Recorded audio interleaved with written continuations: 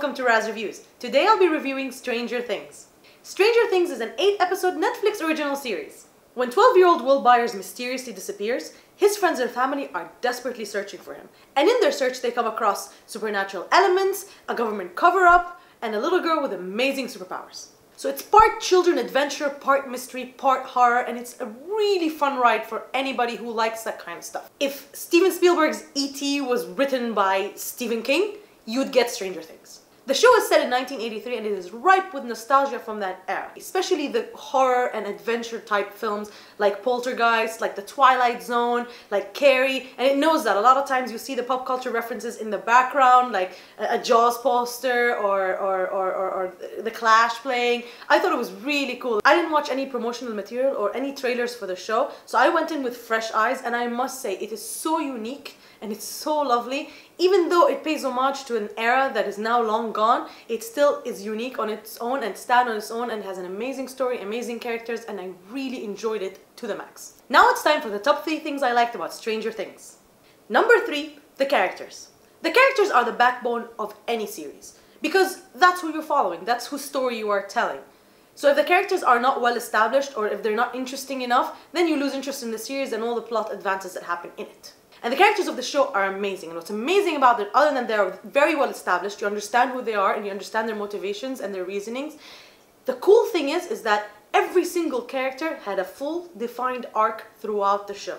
It's not nice sometimes when you feel like characters are introduced and then their story goes nowhere, or their backstory doesn't make any sense, or they change and they do things that feel out of character. That kind of ruins your enjoyment of the show, and this is the kind of stuff that sticks out like a sore thumb. However, every single one of the main characters of the show had a very full developed arc, and you felt satisfied in the beginning, middle, and end of their story. Something else that's really cool about Stranger Things is that the characters come from different ages. So you have kids, teenagers, and adults reacting to the same event and the same thing. And you see how they all react to this phenomenon, or they react to this situation, and how they all interact with each other in terms of what's happening. And that's really cool to see the juxtaposition between the different age groups and how they perceive the world and how they deal with these weird and crazy things that happen in the show. And I thought that was a really interesting thing to watch, and in the end it all came together in a very nice way, and I thought that was such a successful thing for any show to pull off, especially this one. And every character felt true to their age. The kids spoke like kids, the adults behaved and spoke like adults, the teenagers thought like teenagers. They were a little annoying sometimes, but all teenagers are. So I thought that was really authentic, and I really believed them and believed that they were real.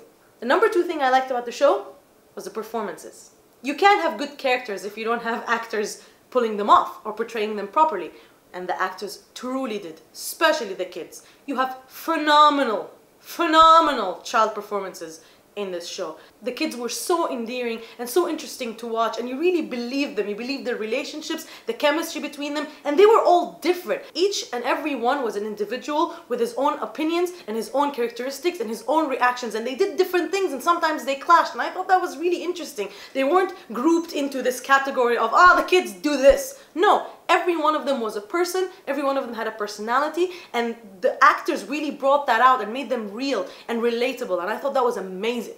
The top performance by far is that of Millie Bobby Brown as 11, or Elle as the kids called her. She is a revelation. I can't believe such a young actress was able to bring out such an incredible performance in this show. She was definitely my favorite character, and I enjoyed watching her, and I felt for her so much. You believed her, and she didn't have a lot of lines, which was fascinating, just watching her react and express emotions with just her eyes and just her face. When she needed to be badass and intimidating, she was, and when she needed to be relatable and sympathetic, she also was. A lot of times I found myself feeling like, Elle, can I please hug you? I just thought she was amazing. She was one of my favorite things about the show. I enjoyed her so much. This show is a horror show, so bad things happen to these people, and the performances could have easily been over the top, but they weren't. They were very even. When they needed to be scared or afraid or upset, you really believed it, and when they didn't, they were lighthearted, they were real, they reacted like real people do, and I thought that was really interesting and very hard to pull off. The number 1 thing I liked about the show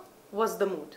The mood of the show was an element within itself. It was a character in the actual series. You always felt like you were watching Stranger Things when you were watching Stranger Things. It never stepped out of it or became too much action or too much horror or too much drama. It always had this mystical, creepy, supernatural poltergeisty kind of feel to it, and it sustained it from episode 1 till episode 8. And it was a really nice mood. It was authentic, it was unique to the show. It's like a certain taste or a certain smell that you associate with something. I associated the Stranger Things mood with the show, and I thought that was really, really nice. And it really made the experience of watching the show an experience rather than just, you know, sitting there and just watching TV and wasting time. Sometimes there were a little bit too many jump scares for my taste, but it did not deter from the general mood of the show, and it still maintained it throughout. Now I'm going to tell you the top 3 things I did not like about Stranger Things. Number 3, Winona Ryder's performance early on in the show. This could be just my own personal opinion, but I'm not a big fan of Winona Ryder in general. She's just not my cup of tea. However, I really liked her in the show. I didn't think I would. I thought she pulled off a really interesting character in Joyce. She was a concerned mother, she was terrified, she was in a bizarre situation, and I thought that the actress handled it really well. But I thought that her performance improved towards the end. Sometimes her performance felt a little bit too over the top, and she acted a little too loony and crazy in the beginning, so it kind of took me out of it. I didn't buy it really. However, later on, her emotional development was so strong. I just wish that her performance early on in the season was as strong as it was towards the end of the season. Then the introduction to her character could have been better and much stronger. The number 2 thing I didn't like about Stranger Things was the teenagers' plot and the cliches that came with that. There's a reason why the style of 80s movies is no longer existent, and that's because a lot of it has become repeated tropes and cliches. And here I thought that the show could not really escape those cliches when they were treating the teenager characters of the show. You had your stereotypical bullies and your stereotypical good girl and your stereotypical loner guy, and I felt that was a little bit too much on the nose, and I didn't really relate to them in the beginning. They felt like caricatures. Later on they developed better and they flipped the cliche on its head in a very nice way that I don't want to spoil, but in the beginning I thought that these cliches should have been avoided because a lot of other cliches were avoided in the show. So I felt they couldn't really escape it this time, and I wish they did. Also, sometimes their choices seemed a little illogical, like why would you do that?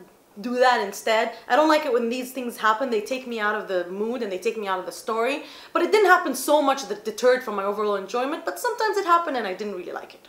The number 1 thing I didn't like about Stranger Things was the main monster. A lot of things didn't start out really well in the show, but later on developed and became better. The only thing that started out really strong and then kind of decreased in quality was the monster. The show takes cues from Spielberg's style of not showing you the monster in the beginning and showing you hints and bits and pieces and having your imagination run wild and scare you, and that's more effective than when you see the thing right in front of you. And towards the end of the show I felt that they showed a monster too much, and even the design of the monster was not as freaky and creepy and frightening as I would have liked for it to sustain its fright factor the more you see it.